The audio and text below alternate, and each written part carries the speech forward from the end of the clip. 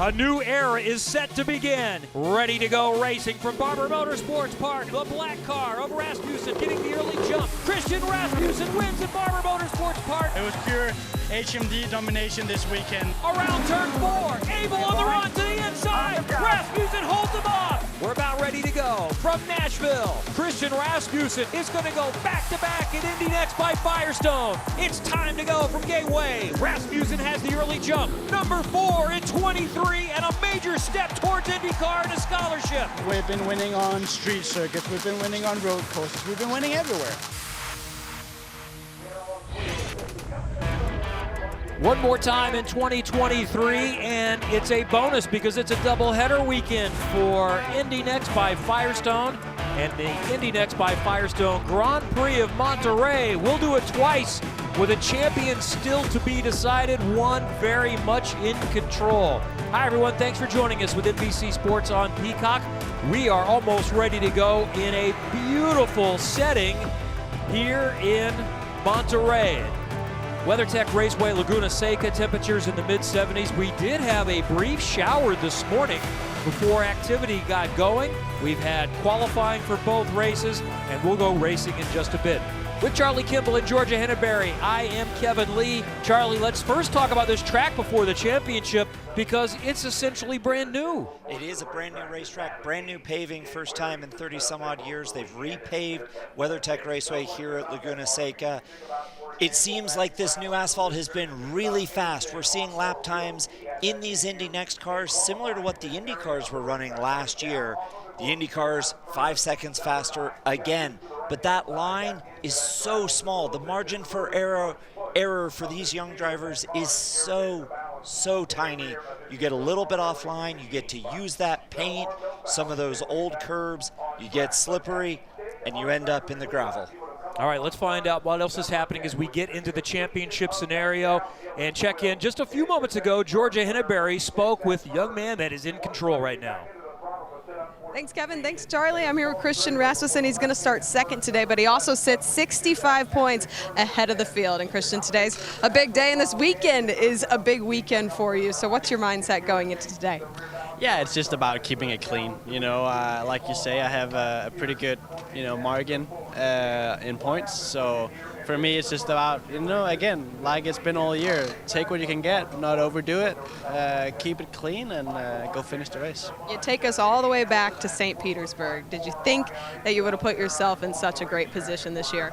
It's wild to think about, but it's been a great year. Right from the get-go, we've been quick. We won Barber, and then just been consistent all year. So hopefully we can continue that. Obviously we've been quick so far this weekend, fastest in practice, pole for race 2, and starting on the front row here now. So I'm excited for it. I'm excited to wrap it all up and finally, actually say that I'm officially the champion. So we still have to wait a little bit for that, but we're getting closer. He's calm, cool, and collected, and we'll see what he can do from second today. Charlie, Kevin? Let's look at how the championship looks at this point for Christian Rasmussen. It's quite comfy, but it's still going to take something pretty strong from Rasmussen to wrap it up today. And one of the small wrinkles within that is that Christian Rasmussen is starting on pole tomorrow, so he has already gotten that bonus point. It's just not shown in this graphic, so he will essentially have a 65-point lead going into today. He needs to come at it today with a 53-point lead to clinch going into tomorrow.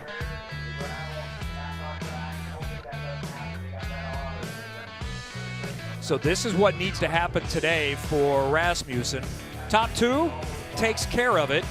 And then some other scenarios if Hunter McElroy does not win. So for Hunter McElroy and also for Nolan Siegel, who still is alive, it's very simple. They got to win and hope it goes very, very poorly for Christian Rasmussen. Which is nice for Hunter McElroy and Nolan Siegel. They've both had really great years. Nolan Siegel has been very impressive. Their job today is to go out, rack up bonus points by leading laps, leading the most laps, and win. They stand on the top step, they take care of their job, and then it's about the help they get from Christian Rasmussen and their teammates potentially being between them today. This is one of the coolest tracks in America, maybe in the world, and it's one of your favorites, Charlie. Take us around. My first time in a Skip Barber car was here at Laguna Seca. You know, a beautiful racetrack here on the Monterey Peninsula. Typically, we get that marine layer fog in the morning that it's burned off. We had a stray thunderstorm, but there's a lot of elevation in these hills on the Monterey Peninsula. That Andretti hairpin, you come down, it's a never-ending left-hander. In the old pavement, it was 3, 4, 5, sometimes 6 apex corner. It seemed like went on forever. Really strains your neck just how long the corner is. Turn 6, up the hill. It's fast, blind, big compression at the apex, and you want to keep the momentum because that Ray Hall straight is uphill a long ways to the most famous corner, the corkscrew. It is 3 stories down. As you turn in as a driver, you're sitting so low you can't see the racetrack. You aim for a tree on the horizon, and you just come off that cliff, build that momentum down through Rainy Curve, back towards turn 10, the hairpin, and onto the front straight. And times that we've seen are faster than race laps for IndyCar last year, and not too far off qualifying. That's how much extra grip is available here. Let's talk about what's going to take to get the race done and what it takes to have success today with Kimball's Keys. Well, I talked about how narrow that grip and that race line is. It is on the razor's edge. We've got the 2 championship contenders right up front. It's going to be about Christian Rasmussen and Hunter McElroy going head-to-head for the championship today. And how will Rasmussen approach this? Because the only way he doesn't win the championship is if he ends up in the wall and the gravel stuff, which is, by the way, very easy to happen. We've seen a lot of it this weekend. And everyone knows that. So they're going to attack him and assume he's going to back out, right? Well, and at the same time, if he just drives like he's done all year, and especially the second half, the last third of the year, he has racked up wins and consistently high-scoring points races. He just goes out and does that. Maybe he has to get his elbows up at the start, but if it stays green, he can let Hunter win and still win the championship. He may lose the battle, but come out with the win in the war. I know he really wanted to get the pole for race 1 because then he'd have the ability to just control the race and be able to win the championship from victory lane like Alex Palou did last weekend for IndyCar at Portland. But now we have a more fight on our hands and a little bit of uncertainty. All right, drivers are strapped in. Let's go downstairs. We're about ready to go. Here to give the command to start engines, it's your Grand Marshal for the INDY NXT by Firestone Grand Prix of Monterey, race number 1 from Performance Tire Service Company, Chris Head. Drivers, start your engines.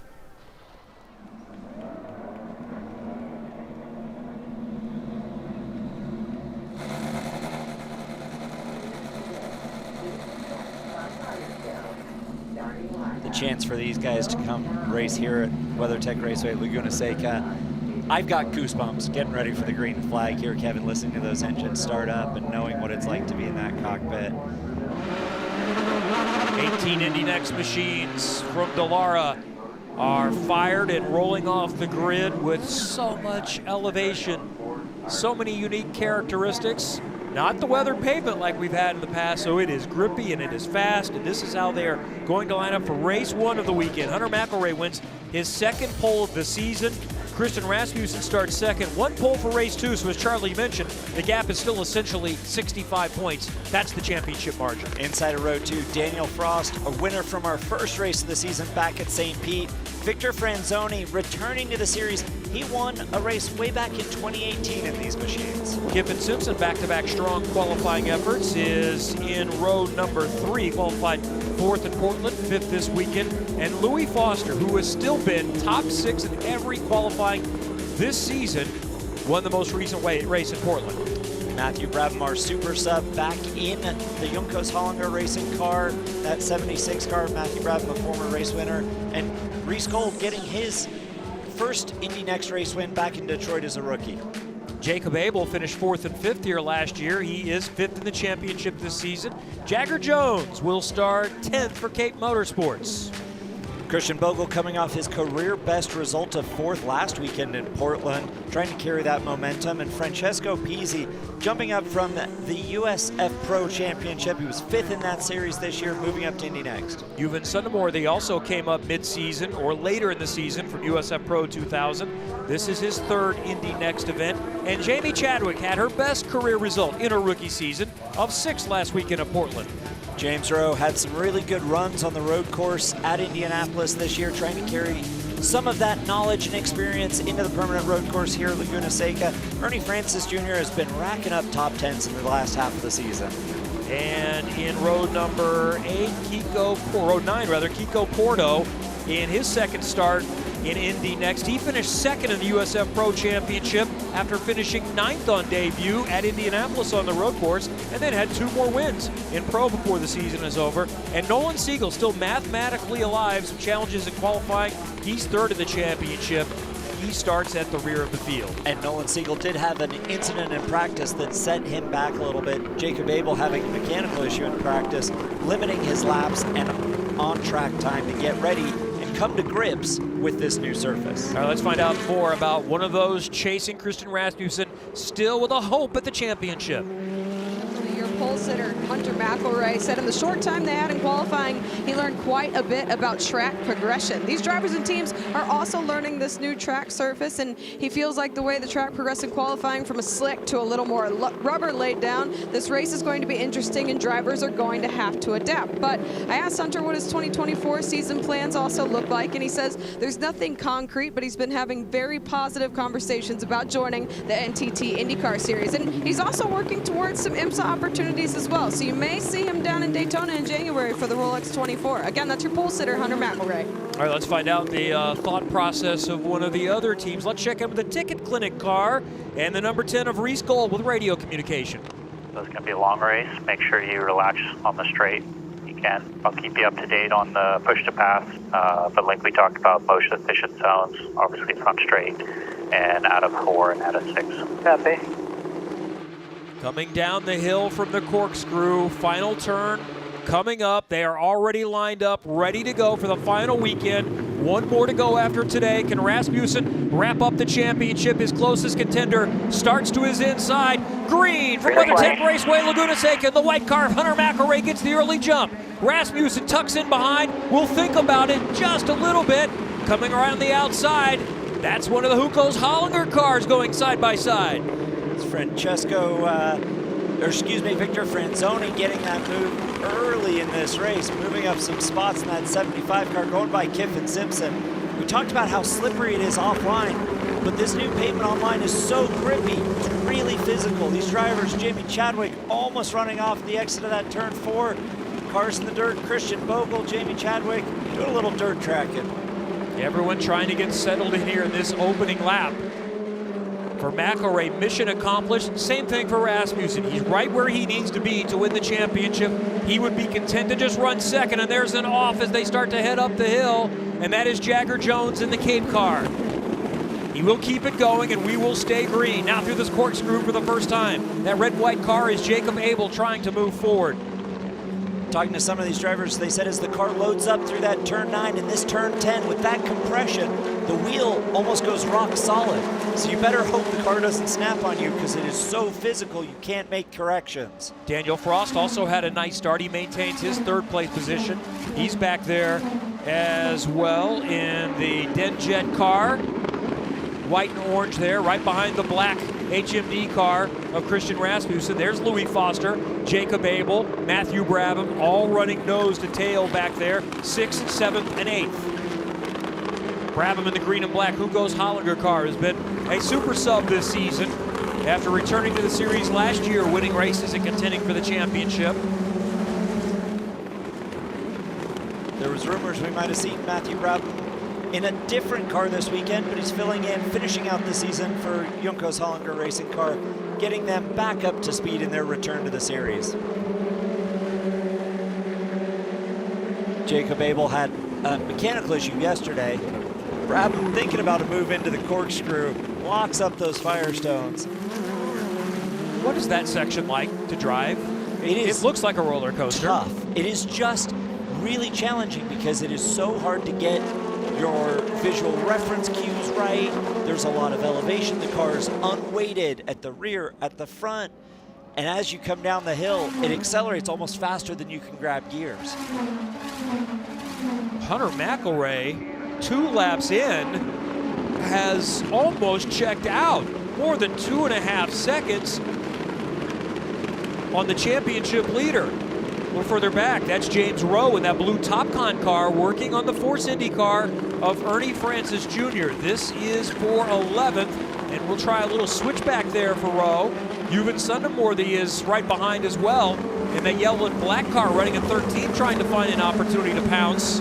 And then Kiko Porto in the second Cape car is back there too. That's the white car, the number 47. And Porto's going to dive to the inside of Sunderworthy. They have raced each other significantly in USF 2000 and USF Pro 2000 over the last few years. And Nolan Siegel trying to take advantage of that momentum shift. Euban Sunderworthy losing the momentum up to 6th. Nolan Siegel looks to the outside into the corkscrew. This is going to get really racy as they come through. Jagger Jones as well trying to take advantage. Nolan Siegel makes that move on the 57 into the corkscrew, which is really hard to pass up there. Everyone knows about the pass. It's an already unheard of, but it is narrow and blind up there. Siegel has been able to move a few positions in that green and black number 39 Carbon and HMD car. Meanwhile, we've had an eye on the 6th and 7th battle with Louis Foster and Jacob Abel. Let's hear some Abel Motorsports radio on the 51. Report Foster for blocking my block. Copy. So they feel like Louis Foster kept Jacob Abel from moving forward, so race control will be alert to that. There's some damage on the nose of Jacob Abel's car. I wonder if he was lined up for a move and felt like Foster moved over, and you can see that damage on the white nose of Jacob's car there. It wouldn't affect the performance too much, but they have history. These two drivers have butted heads, should we say, over the course of this season so far.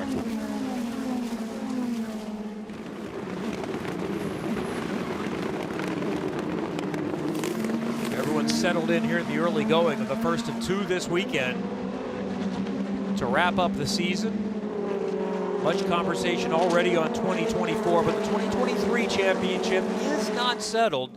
If it finishes this way, it will be, but that's what it takes. Rasmussen would have to finish 2nd today to wrap it up, meaning he doesn't even need to come to the racetrack tomorrow. There are other scenarios where he would simply score points for being entered and would clinch the championship, but the simplest scenario would be a 2nd place or better finish today, even if McElroy wins, and then it is all over. Christian Rasmussen is just thinking, I'm fine to let Hunter McElroy run away and hide. I've got a couple second margin back to Daniel Frost, who's my teammate behind me. He knows, everyone in that team knows what it's going to take for Rasmussen to clinch today. And they're all individuals and individual drivers at this level. There's no team orders at all for sure. But they're well aware of the scenarios, just like we are. All these drivers are not only racing each other on the track, some of these drivers are racing each other for the open seats in IndyCar. The top 3 in the championship are definitely in that category. Hunter McElroy has said it's IndyCar or bust. It's IndyCar. I'm moving on to sports cars at this point. Christian Rasmussen, same situation, his 2nd year. He's going to have a scholarship, assuming he finishes it up, and he's talking to IndyCar teams. I hear Daniel Frost's name mentioned. He tested an IndyCar and went quite well with Dale Coyne Racing over the offseason. Louis Foster running back there in 6th. Similar situation for him. So I talked with Louis on Thursday, and he is open to returning to another season of Indy Next. And it kind of sounds like that's likely. However, he's been fast all year. You can argue he's been the fastest guy in the series, has had some bad luck, and he's admitted I've made some mistakes too, and I'm a lot better now than I was at the beginning. But I think he's worthy of consideration, and he's talking with teams, and they are listening. But if that doesn't come together, he's quite content to come back and run for the championship next year. It's been a little bit boom or bust for Louis Foster. Qualifying up front, the stat during the starting lineup, you mentioned about how many upfront starts Louis Foster had. Outright speed, no problem. But mistakes, he got run into a couple of times. There were incidents with other cars and little boom or bust side by side for Nolan Siegel and Reese Gold through the corkscrew. That makes me cringe. Just makes me nervous how tight and challenging that corner is. Well, Siegel keeps moving forward. He's picked up 5 spots here in the opening laps. And he's one I'm hearing wants to come back for another year next year. And his runner results at the start of the year, leading the championship for the first half of the season, he would definitely be a favorite for the title next year. And he's one of those, though, that is having conversations and people are listening as far as IndyCar is concerned. It sounded like he's not just going to take an opportunity in IndyCar. He said, I want it to be the right situation where I can succeed. If we don't find that, then we'll be back for year number 2. Let's go downstairs and hear from Georgia. AJ Smith, HMD Motorsports. This is a big day for the team, big weekend for the team. What was your approach given to Rasmussen going into this race and this weekend? We have to play it a little bit easy, which is not our style, but we got to be smart. We got to look at the big picture here, and I think he's doing a fantastic job of that today. We got to wrap this thing up. We've done a lot of talking this season. What's been your assessment of the season in its entirety? It's hard to believe we've already made it to the last 2 races of the season. Well, you know, we started with 9 cars, and most of the paddock didn't think we could do that. And here we are leading the championship. So I think all of HMD and all the guys that have made this happen, guys and gals, it's very impressive. I'm really happy with the way the season's gone so far. But like anything you do in life, we can improve. And next year, we plan on making some improvements. Yeah, and speaking of which, 9 cars this year. What's next year looking like for HMD Motorsports? Well, that's Mike Marini's department, and he's doing a great job of working with young drivers that are looking to move up. He's in meetings nonstop, on the phone nonstop. I can't tell you any of the names that are coming, but it's looking pretty exciting for us. That is AJ Smith, team manager, HMD Motorsports. Guys? And I would agree with what AJ said, that there were a lot of people that wondered, could you do 9 cars? And Charlie, you and I are both one of those, not doubting him, but just wondering. And every driver I've spoken to on that team has said it has worked fantastically. None of us feel slighted. Everything has gone well. They have delivered what they promised. So well done. And now I'm sure AJ and Mike Marini have people banging on their door saying, hey, we want some of that. Well, and we've already heard one of the confirmations coming for next year, young driver coming up. And, you know, I was right there with you. I didn't know how they were going to handle running that many cars, keeping that many drivers, sponsors, drivers' families happy. And it's been seamless. And they have not had mechanical failures or anything like that. Here just a moment ago, Christian Bogle has slipped back to the back, and this is why. So he lost a spot there as well, and mostly just lost a lot of track time and track space. So he was in the mix back there battling with Jamie Chadwick, and now has lost a little bit of touch. So he's he'll not work the on it only again. one that has gone off this weekend. Oh boy. We have seen a lot of excursions into the gravel, even to the wall.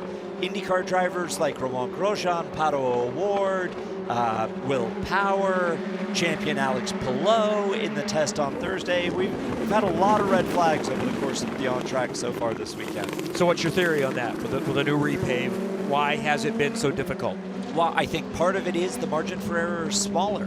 Because the grip is higher, you don't have that ability when you're right at that limit of adhesion, and that limit is faster. When it goes a little bit wrong, that energy translates into an off really quickly.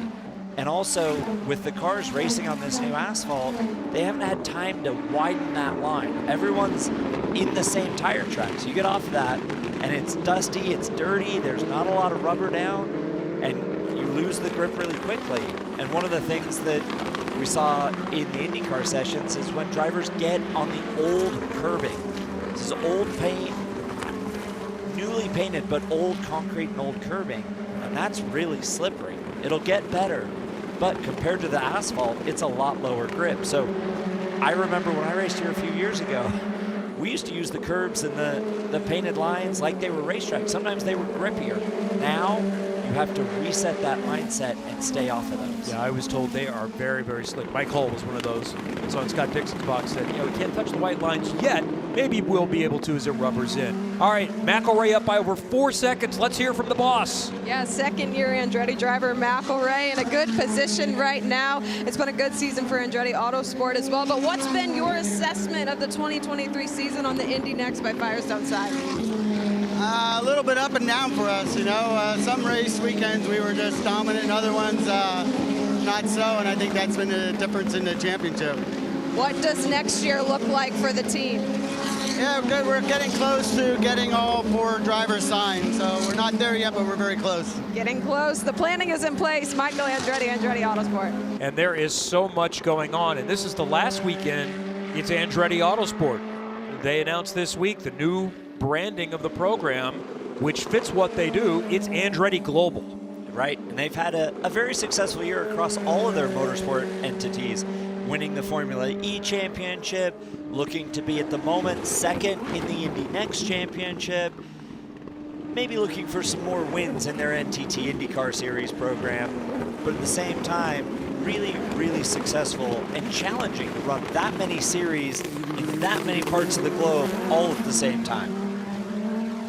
New massive facility coming to the north side of Indianapolis.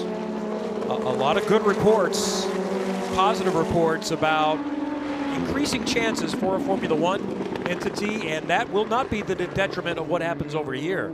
Andretti Global is very committed to IndyCar, Indy NXT, but the business model makes sense with Dan Towers now as a partner. They want to be involved in everything. It's fantastic for motorsport. Hunter McElroy is one of those looking to finish off the season with some really positive momentum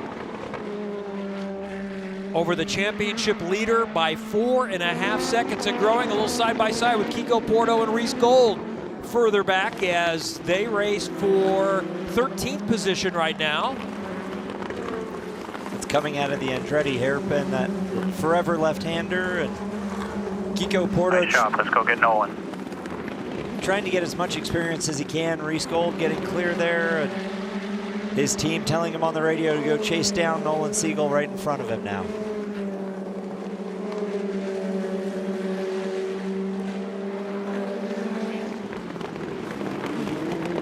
Here's James Rowe, the Top Con car, running 11th right now. What's been really, I think, a nice, solid season for James Rowe, and his first with Andretti Autosport. What else can you tell us about James Rowe, Georgia? Yeah, he started in that 15th position all the way up to 11th, but if you look closely inside the cockpit of the Andretti Autosport 29, you'll see a familiar Disney character, Perry the Platypus, on the side of his helmet. Why? Well, James Rowe Jr. and Jeff March, co-creator of Phineas and Ferb, partnered to create this helmet, and then after this race, it's going to be auctioned off for a charity called Walk on Water, a charity that provides surf therapy to children with unique needs. And aside from this, I asked James what his plans are for 2024, and it said it looks like he's going to return to Andretti Global. It's not definite, but it's looking hopeful. Oh, it's good. So that goes along with what Michael Andretti said, that we're getting close. We're not quite there yet with all 4 of our cars. That is the plan. I'm sure they could do more, and they'd have more people asking about them, but 4 is a nice number. We've seen that 8 or 9 can work quite well too, though, which it has for HMD. But the Andretti program has much more going on with IndyCar and all the other series that we've talked about that have been mentioned. Yeah, James Rowe this season has finished 2nd on the 2nd road course at Indianapolis, 4th in Nashville, a couple of 5th place finishes, so solid season for him. And here's Matthew Brabham, who a month or so ago we didn't think we'd see again. He kind of surprised everybody last year by coming back at 28 years old after competing and winning lower level championships, USF 2000 and Indy Pro 2000. It came to Indy Lights, didn't quite get it done, came back last year and almost pulled off a championship last year. And I wonder if that race season was maybe 3 or 4 weekends longer. He was getting better. He might have gotten there. And he said it was taking a little while to relearn what it took to run an Indy NXT car last season, and then trying to figure out, what these new Firestone tires look like as well this year. It's a very different thing, and he said he was unlearning all those bad habits over the course of the year last year and trying to then have conversations with IndyCar teams and figure out if he was going to do stadium super trucks and IMSA. He was testing in Europe and got the call from Ricardo to come jump in the car at Iowa. And he's done well. Let's look at Francesco Pizzi, the teenager from Italy, doesn't turn 19 until November. Finished 5th in the USF Pro 2000 Championship. And there's Reese Gold, and we saw him racing with Kiko Porto a little while ago. And we are told race control is reviewing this. Little bit of a bump and run there. He was a little late in. Some avoidable contact is what I would say. We'll see what the stewards and race control feels about it. But if he has to give that position up, he's already 2.5 seconds up the road. He would have to give up a lot of that time to get back behind Kiko Porto. The yellow car is Gold, and the white car, as you said, 2+ seconds back is Kiko Porto. And there will be no action taken, so they've looked at that, and they will race on. So Reese Gold can continue the attack. And remember, when he got by Porto, he was said, go get Nolan now, and he has gotten him. He's not around him yet, but he's caught him.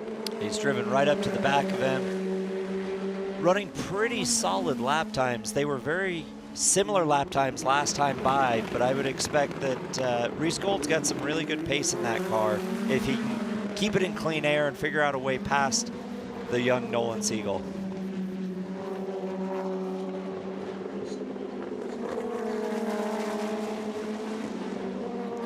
Oh, last minute dive looked like he was maybe going. He is. Gold to the inside, side by side, a little drag race with Nolan Siegel here on the pitch straight, up into turn 1 where it's going to get dicey, but Gold has the preferred line. Siegel will think about the switchback and try to go over under, and he will come back inside. Can he hang on to it? No, onto the curbs, loses momentum, and Gold gets through for another spot. Reese Gold set that move up all the way back in turn 10. Let's go get Rowe. And same message from the team. All right, next car up the road is James Rowe. Go get him. He's got 4 seconds to close in on James Rowe to make that next pass. And here it is again.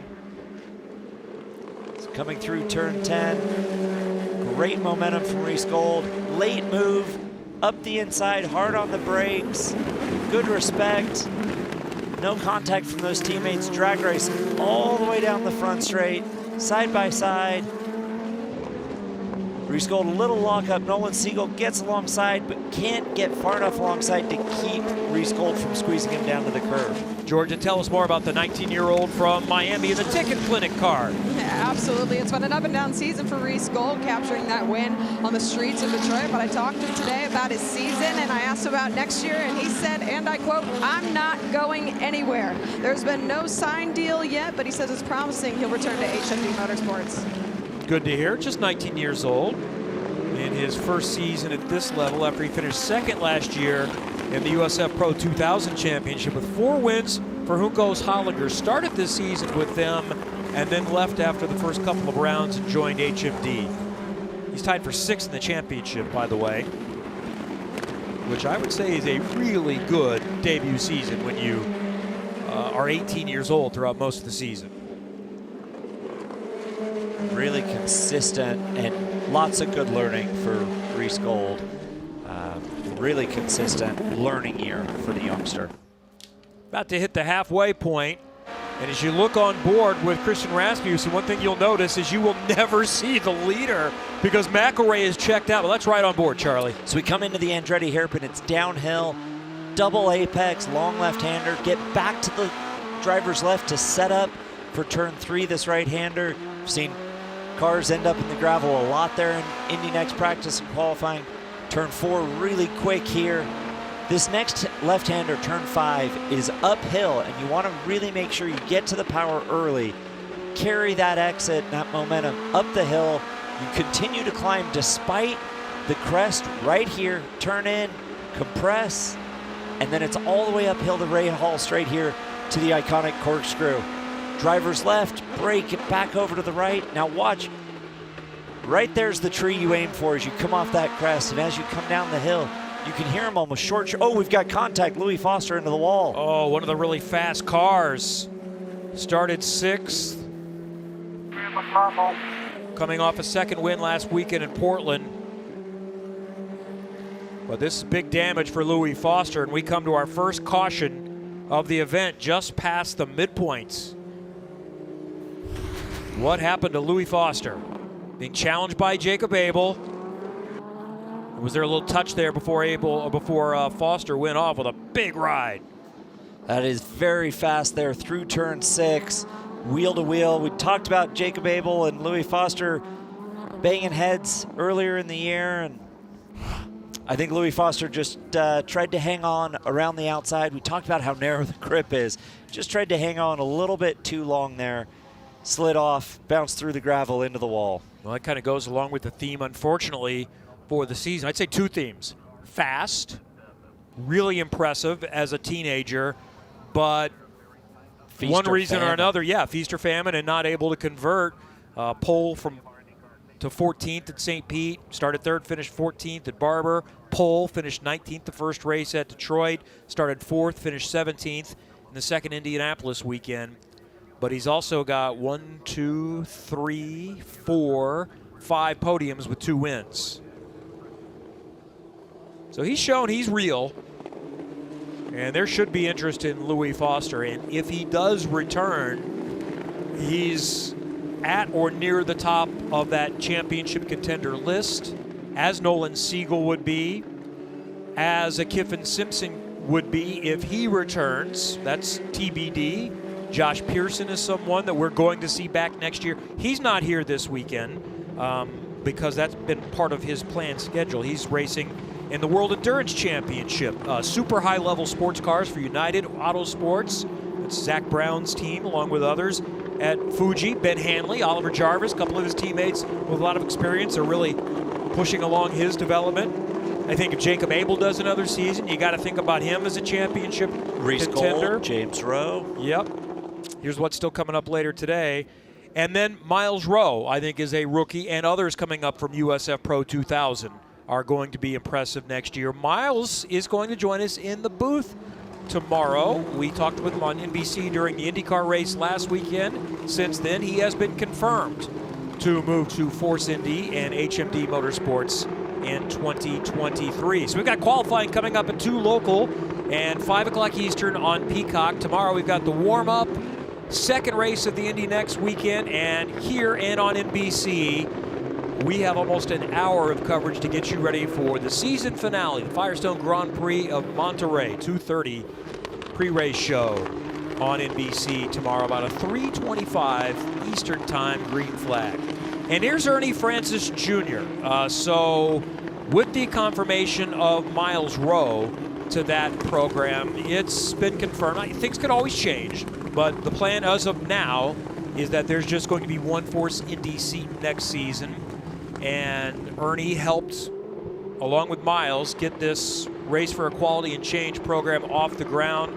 And Georgia, I think, has been very impressive in his 2 seasons in Indy NXT. And it may not continue here, but I think Ernie Francis Jr. is going to be driving high-level race cars again very soon. Well, I'm in full agreement with that, and I spoke to Ernie a little bit earlier today. He told me he's been thankful for the opportunity to drive the 99 the last 2 years, and the experience has been incredible, but right now the off-season in 2024 is a bit up in the air for them. He's not officially signed to compete in SRX next year, but feels confident he's going to be back for a couple of those races, and says ideally he'd like to do some of this in sports car racing, maybe even some NASCAR, but right now he's grateful and looking forward to a nice off-season down in South Florida. It's so challenging to catch up as someone who had a roof over his head, and this is his 3rd year of driving Formula cars. He won races in Formula Regional Americas, and then that's a big step up to this level, which he did last year and this year. It has had some positive momentum. I'd love to see him get a chance to do some stock car racing or GT3 type racing with his Trans Am experience, and you add in this level, I want to see how he goes. And he would be great in sports cars. Very consistent, very smart, very mature in how he approaches races. Like you said, I'd love to see him get that opportunity. I think he could go out and win championships in in IMSA or GT3, even some NASCAR, you know, Cup or Xfinity, some of those building blocks. I think he'd do a great job as a multi-time Trans Am champion. Hey, we need to check in on the Juncos Hollinger team and Victor Franzoni. What a run this has been for him so far. Essentially coming off the couch late in the season, trying to help out Ricardo Juncos, running in fourth. Let's hear some radio. The adrenaline will kick in, but just focus on the exits. You don't need to kill yourself on entry. Just focus on the exits. Minimum speed and exit. Okay. This is someone that had not driven these types of cars since 2018 when he finished 5th in the Indy Lights Championship with Juncos with a win at Road America, 3 more podiums. He's done some high-level sports car racing for the top class program for Juncos, but has been mostly driver coaching. In fact, one of the young guys in the race today, racing with Francesco Pizzi, he coaches him for Tim Neff's team. How about that? Yeah. Racing against the driver you're coaching and have coached for the remainder of the series in a different series. What a great story. With TJ Speed Motorsports, so it's good that the coach is ahead of the student right now. 4th, 8th. This is a nice run from Francesco Pizzi as well. He's just slide back there to 8th in one of the red and white cars. There he is, the second. Kind of the opposite paint scheme to Jacob Abel. That's Abel in the 51. And then there in the 55 with more red is Francesco Pizzi, who finished up high a couple of times in his first season racing in America this year in USF Pro 2000, and is in his second weekend now in Indy NXT. And a shout out to Victor Franzoni, excuse me. I get Francesco and Franzoni confused, but you know, with Francesco Pizzi, he is doing a great job this weekend. He's learning, building, you know, and I think that Able Motorsports team has run 1 car at a lot of races, 2 with Colin Kaminsky, and then you add in Francesco Pizzi and Yuvan Sundamarworthy as well. And they're running 3 cars pretty seamlessly. You know, you talk about 9 at HMD, and Able Motorsports felt like they were really behind when they only had 1 set of data to learn from, especially moving to a new Firestone tire this year. Yeah, this program has been very impressive. Able Motorsports has been a 1-car program, but Jacob has shown that he can run up front. He's been that close to a win before, and you get a couple of more young drivers like Pizzi and Sundamarworthy, and that's going to make the program all that much better. And the goal would be a 3-car program next year. Georgia. Yeah, just as you said, I spoke with Bill Abel, team owner, father to Jacob Abel, to get their scoop on the 2024 season. And as you said, right now they're reasonably sure Jacob's going to be back in Indy NXT, and the team's expected to have 3 to 4 full-time entrants in the series. And they also hope and plan to once again field an entrant, and next year maybe 2 entrants in the 108th running of the Indianapolis 500. So some big plans in the future for Able Motorsports. Good stuff. The grid may be growing again next year, and we're ready to go back to racing after the first caution. The big gap for McElroy is a race. Rasmussen with another chance. How aggressive will he go? And there is an off further in the back, but in front, McElroy has the early jump. It's Porto in the gravel, but McElroy has scooted away again on Rasmussen. The battle is back there for third as Kiffin Simpson is taking a look at Franzoni for 4th. Pizzi has gotten offline and is going to lose a lot of spots, and he's got damage. He's got a flat left rear, flat Firestone on that left rear of the 55 car for Able Motorsports. It's so hard to pass. We're back to full course yellow for that car stranded in the gravel outside of turn 11. Once you get in that gravel, it is very difficult to get out. So unfortunate for Kiko Porto, who was so impressive in his debut weekend, finishing 9th at Indianapolis. Let's see what happened to Kiko Porto on this restart. White car. Restart is under review. So we couldn't see there exactly what happened to Kiko Porto. We saw further up, you can see there's the red and white car of Pizzi. Did he barely get into the back of someone? Maybe. So 2 separate incidents there. That restart seemed a little clunky, should we say, based on when Hunter McElroy accelerated, when the green flag came out. Because remember, when the green flag comes out, you can go racing, you can pass. And into turn 11, into that hairpin, is a great passing opportunity. And I think people were maybe these drivers were maybe getting a little ambitious earlier than they needed to and meant contact with that left rear going flat and Porto in the gravel.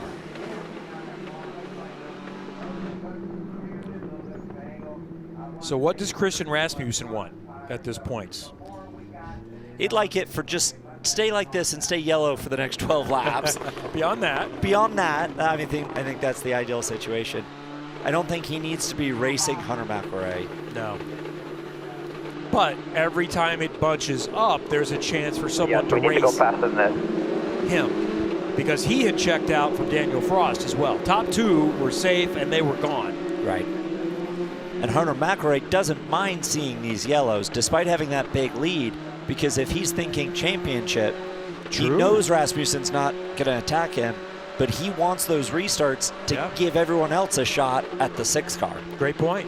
Yeah, he was safe to cruise to the win, but if he wants to think championship at all, he would be more open for the risk to let someone else attack Rasmussen. And that's where his teammate Frost, Rasmussen's teammate Frost, can help Rasmussen, but again, they're teammates, but everybody's on their own program. If Daniel Frost has a chance to pass Rasmussen, I have to believe he is going to try to pass him. I would agree with that. He's trying to show to IndyCar team owners that he has what it takes to race, and you don't race cleanly. Rule number one is you don't want to hit your teammate.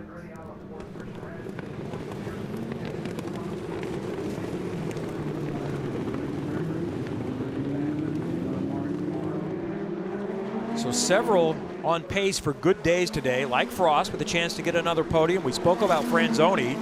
A 4th place finish, I think all things considered, would be massive for him, who was dealing with the physical challenges of driving these high downforce cars. And now you add in the extra grip of this event. That's good. Kiffin Simpson would probably be pretty content with finishing up at the top 5. Ernie Francis Jr. always moves forward. He's moved forward 8 spots in this race, is running in 8th position right now. And then some others, especially the young drivers like Sundamorthy, just looking for track time. Hopefully, so Peasy is shown back on track. 1 lap down, so it's not going to be the result he hopes for, but he just wants some more track time. No, he is on the lead lap, so yes. Right at the tail end of the lead lap, catching up after that flat replacement. Back down to Georgia. Louis Foster has been checked and cleared from the IndyCar medical unit. Now, Louis, from your perspective, what happened, and was there anything that you could do in that moment? Yeah, I mean, going into turn 5, I made a mistake. I got my right rear on the curb a little bit and locked up the rears. So that's how we had the advantage coming into the corner. But I held my line. He bleeded over into me. So as I'm coming up to it, I kind of just got pushed off and I couldn't do anything about it. Yeah, I don't know if he's got a penalty or not, but I don't know. From my perspective, he blended into me and he didn't give me a car width, but it is what it is. It's unfortunate, really.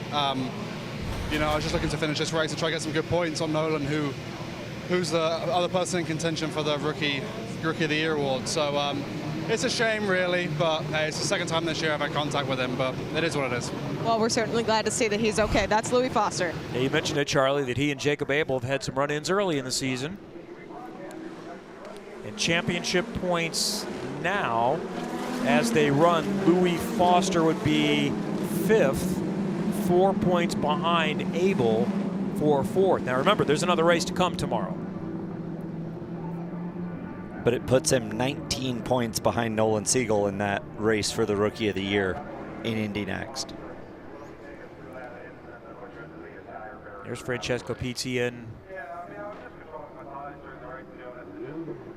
to get serviced, stay on the lead lap, and the yellow flag helps him.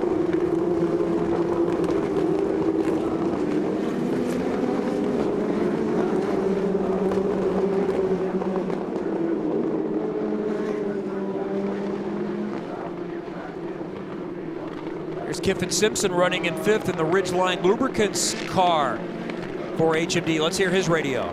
Keep working on your tires. It looks like Hunter likes to start very early on, so you might have a chance to overtake at turn 11 as well.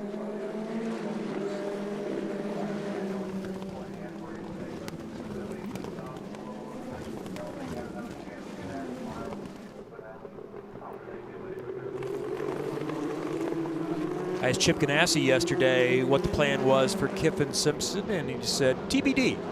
There are things to consider with Kyffin, who has a lot of high-level experience in sports cars that has accelerated his learning experience, but he's still very, very young, just recently 19 years old, so that's one of the things to watch for the offseason. All right, ready to try it again. Didn't last very long the last restart. Restart number 2. With the championship leader running in second, McElray needing a win to keep his hopes alive and then get a little bit of help. Let's go again from WeatherTech Raceway, Laguna Seca. They all spread out. A little further back, you see James Rowe thinking about picking up a position. He does. He gets past Ernie Francis Jr. in that blue car in 8th. And they're side by side further back, Jagger Jones, Nolan Siegel. And that squares out okay. McElray hangs on. Gold thinking about Francis. We're hearing from race control. Side-by-side race Gold. Nolan Siegel into the dirt. Exited turn 4. Managed to keep it going, get back on track. Jagger Jones to the inside. After Gold had the off, and he may lose another spot to Juven Sundemordi. He's in another one of those yellow and black cars. And now Juven has gone off. Trying to stay in it, going up the hill. He'll get back on, but lose several spots. And we got news from race control that the 51 car Jacob Abel is getting a drive-through penalty for avoidable contact that put Louis Foster into the wall there. So that's going to change the points as they run. So that would put Foster back into the 4th position in the championship at the moment with one more to go tomorrow. And 1 lap on the restart, and McElray is up by almost 2 seconds. And more importantly, it's the gap from Christian Rasmussen to Daniel Frost. Rasmussen's got to be happy with that. Just solidifies putting both hands on that championship trophy today. Come out of here as the champion. Just outside our commentary position, we've seen Jacob Abel roll through pit lane and serve that penalty. Penalty has been served for Jacob Abel.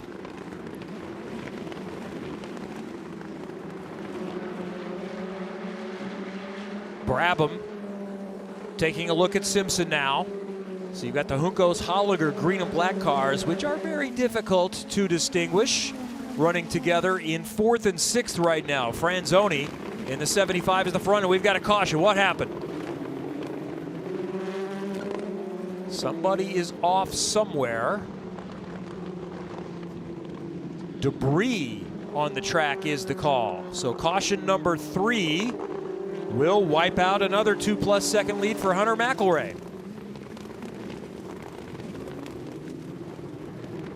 And the driver this helps as they get all bunched back up is Jacob Abel, who just served that penalty. He'll get to close back up to the back of Juven Sundemordi, his teammate Nolan Siegel, Jamie Chadwick, Reese Gold, all be stacked up. Be a 5-lap shootout here at the end.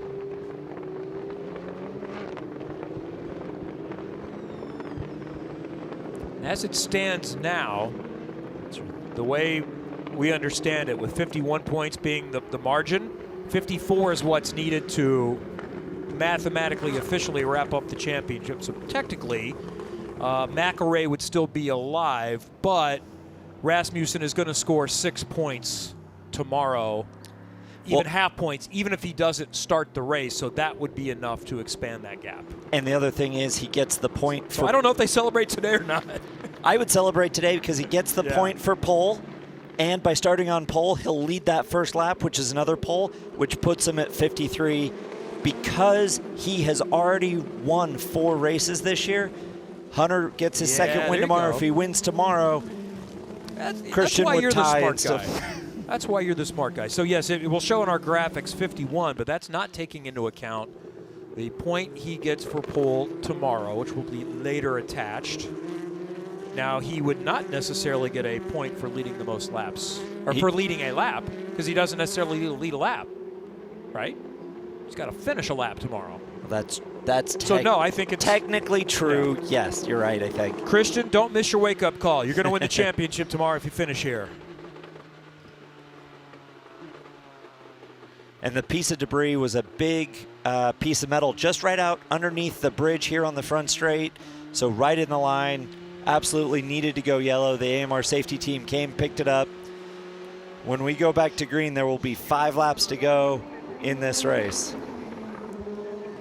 I have not had a chance, and I need to get this on my to-do list before the weekend is over. I have not crossed that new bridge, which Brand was new, beautiful bridge. Yeah, and it's wide enough for golf carts to go across, and because so many people have activities, there's hospitality on the other side of the track. So well done by Monterey County and everyone involved here with WeatherTech Raceway Laguna Seca for upgrading this fantastic historical facility, which has been home to great road racing since, 1957, and it will continue on for many, many years to come. By the way, the IndyCar schedule, we don't think is going to come out this weekend, but we have confirmed that this race will remain on the schedule for IndyCar, and we'll get an Indy NXT schedule confirmation as well coming up in a few weeks. It's going to be a different date because we know the championship for IndyCar is now Nashville, downtown.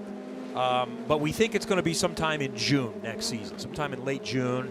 That's the most important part, that we get to continue coming to WeatherTech Raceway Laguna Seca. All right, we're going to restart again here this time. Third time's a charm.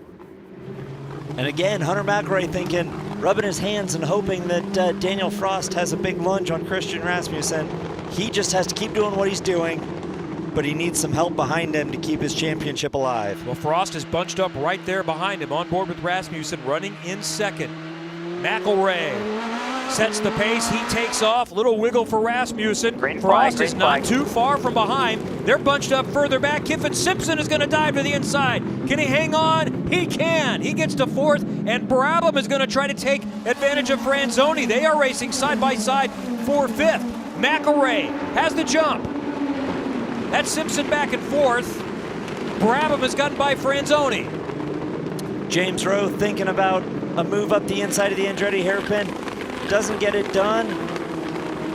Not as good a jump for Hunter McElroy that time, only half a second. I say only half a second because we've seen 2 seconds in the first lap off the point. Rasmussen doesn't need to win the championship. He just needs to stay exactly where he is. Frost is still somewhat within striking distance of Rasmussen, though. James Rowe is taking a look at Victor Franzoni. Oh, passes into the corkscrew always make me nervous. 2 good battles there. The Juncos Holliger green and black cars mixed up in a couple of different ones. Brabham is trying to get Simpson for fourth. Franzoni is trying to hold off Rowe for sixth. A little further back to Ernie Francis Jr. in eighth. Jagger Jones is up to ninth back there. And then Parnelli Jones tribute livery for old Calhoun, the 1963 Indy 500 winner. And Juven Sundamorthy has gone wide, racing back there with Francesco Pizzi. Looked like there was contact from Francesco Pizzi and Juven Sundamorthy there into turn 11. Too wide into the Andretti hairpin. Gold and Jones. Gold prevails into ninth. Jamie Chadwick has moved forward in that DHL car up to 11th. It's Nolan Siegel, the green and black, right behind her. Georgia, tell us more about Jamie Chadwick, the rookie for Andretti Autosport. And as we know, Jamie Chadwick has been on a steady incline in the second half of the season. And looking onward to 2024, she said nothing is confirmed, but she would love to come back to the Indy NXT by Firestone. She said that over the course of the season, she's gotten acclimated to the intensity and the format of racing over here. And physically, she feels like she's gotten so much stronger over the course of the season. So she wants to take these positives and roll them over to 2024. For the last 5, actually 5 of the last 6 have been top 10 for Jamie Chadwick, including 6th at Portland. I think a lot of people would like to see what can she do in year number 2, because this has been a step up for her. And there's wing damage for Ernie Francis Jr. You see that flopping around. Siegel is going to go to the inside of Bogle there. All kinds of battling back in the pack. And Francis is just trying to hang on in 8th right now with a wounded race car and 3 laps go. Reese Gold trying to take advantage. He's going to lose a whole lot of that front downforce. That steering wheel is going to get awfully light in Ernie Francis's hands. You can almost hear the tires squealing on this new pavement. clawing for the grip.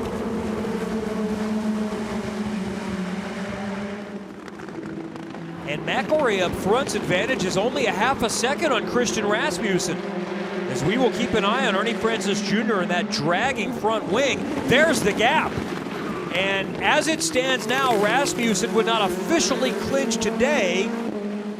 How aggressive would he get? If he gets the spot, it's over and he celebrates today. I gotta think he's gonna want to be smart. More parking lot at the top of the corkscrew. Oh, Chadwick in there with Gold and Siegel and Peasy. And half the field in contact, and Siegel and Chadwick go around. Damage for Siegel.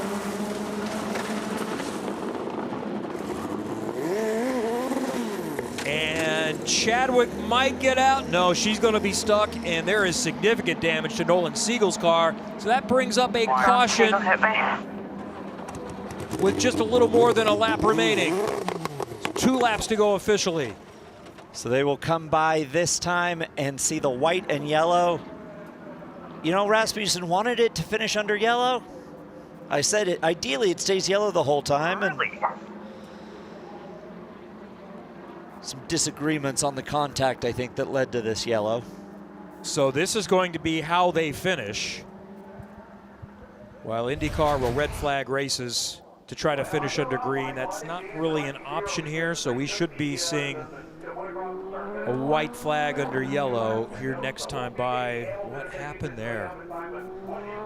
Looked like Nolan Siegel just mistimed the pop out on Jamie Chadwick. You can see just a little bit, gets into the back, breaks his left front, her right rear. Okay. Oh, and her car is damaged too, it looks like. Correct. Looks like the right rear toe link's broken on the 28 car. So it's been a rough weekend for Nolan Siegel, and he's going to climb out. Let's hear some radio from a moment ago. Amy brake checked me. She brake checked me. It's a 10, man. I can't move, Charles. She brake checked me. So there's the viewpoint of Nolan Siegel. He's coming off a runner-up last weekend to kind of get things going again at Portland. It was such a fantastic start to the season. In a rough patch. He's kind of gathered it up here lately. And one more chance to finish on a high note tomorrow. So we have seen the white flag. One last lap to go under caution, and this is how they are going to finish. Technically, Hunter McElroy is still alive. Christian Rasmussen is not officially the champion, but I believe by the rule book he is awarded points whether he comes in tomorrow or not, because he's already taken part in the weekend. So he will be the champion. I guess we just wait until tomorrow to celebrate that. Give him the trophy tomorrow, despite him having both hands on it today. That's a good way to look at it. So Christian Rasmussen did what he needed to do, stayed out of trouble. I so wanted to see if he was going to try to make a move there.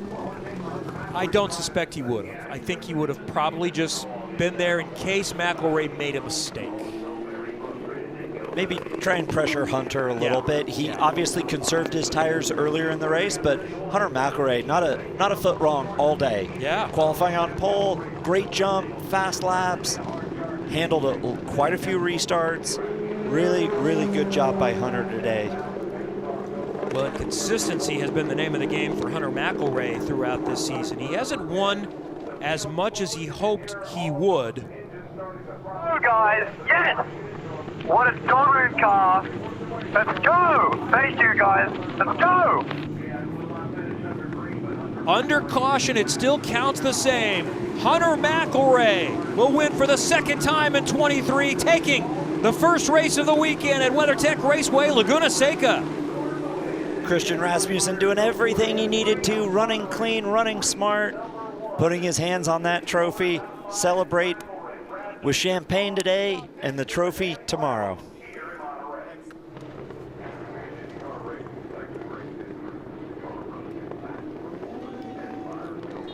This new surface definitely threw a couple of curveballs at these teams and drivers. It's hard to pass like it's always been here at Laguna Seca, but they're still able to find ways to get it done in the back and led to some yellows because of that. You always have what could have been, what should have been. You wonder if McElray is not involved in that chicane incident at the start of the race last weekend where he finished 15th, started second. Yes, Rasmussen would still be in charge, but it'd be a little more interesting going into tomorrow. It would force Rasmussen to have to race tomorrow rather than just start off the race. But McElray's had 5th, 4th, 4th, 3rd, 4th, 5th, 2nd, 1st, 3rd, and first place finishes, along with just 2 bad results, 13th at Barber and 15th at Portland in this season.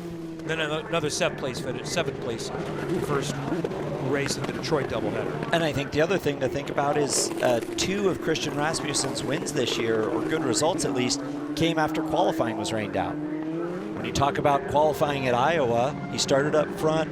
Hunter McElray, took advantage of that. Jacob Abel, another couple of corners, is going by Christian Rasmussen at the end of that race.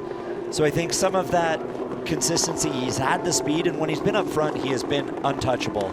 And that's really where he's made the points. Here are results. These are unofficial. They're always unofficial, but in this case, some things happen towards the end of the race, so they're going to need to review. So check again a little later on to see how, if there are any changes. But we know McElray won.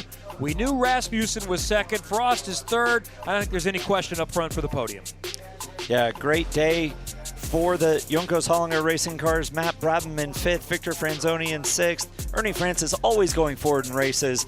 May not qualify right up front, but coming home in the top 10. Yeah, there are a lot of good results on that first page there. Kiffin Simpson coming up in 4th, Brabham and Franzoni, Francis Jones in 8th, Christian Vogel comes home in 11th. Young drivers getting experience like Peasy and Sundermoorworthy, all preparing for next year.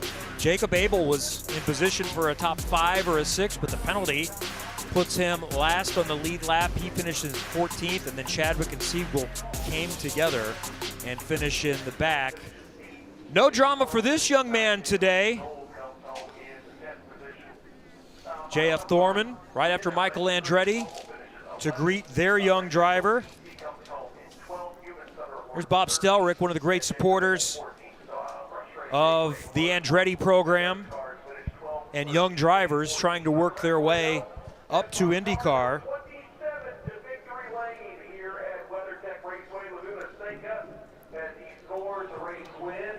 Win number 4 in his 2-year career at this level.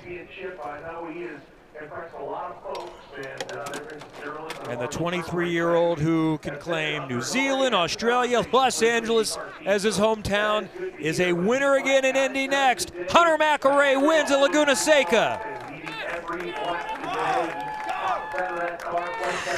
The emotion from Hunter McElray as he claims his 4th Indy NXT by Firestone winning. He did it in dominating fashion. 16 of 27 Indy NXT by Firestone races at Laguna Seca. Now won from the pole. How big was it to claim that position and then use it to your advantage for a dominating performance? Yeah, what a crazy race. I mean, I was driving at like 90% and there was like a 6-second lead, so the car was phenomenal. The restarts weren't easy, like it wasn't making my life easy, but I knew we had the speed, so really happy. And I said I just have to win 2 races and hope for the best, and that's what I'm doing. So I'll keep working on that. 1 of 2 down there, but take us through some of those restarts. It seemed like they were never ending at times. Yeah, I couldn't believe it. Like every time, the first one I was like, okay, nope, not bad. I think the first 3 it was like I had a big gap, and the 4th one at the end there, it was a bit closer, but yeah, perfect execution from everyone. Really happy. Do you think you could do it again tomorrow?